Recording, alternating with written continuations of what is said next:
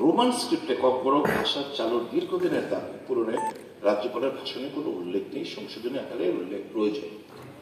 এটা তো মানে একটা ঝুলে রয়েছে। আমি ত্রিপ্রামথাদের বন্ধুদের বললাম একদিনকে, যখন উনিমেশ বাবু এদিক দিচ্ছিলেন, आप लोग चिल्ला रहे हो एक शेड्यूल করতে হবে, এর শিডিউল অন্তর্ভুক্ত করতে হবে, very good, we also support, it is our demand also.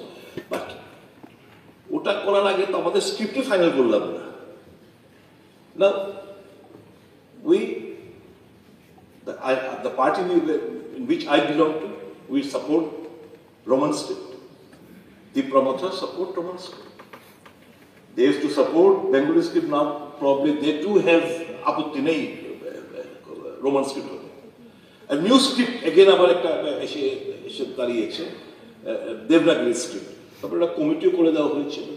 কমিটির কাজের অগ্রগতি কি, তাদের ফাইন্ডিংস কি, আজ আমরা জানতে পারলাম না। তো আমার মনে হয় we should put an end to the debate.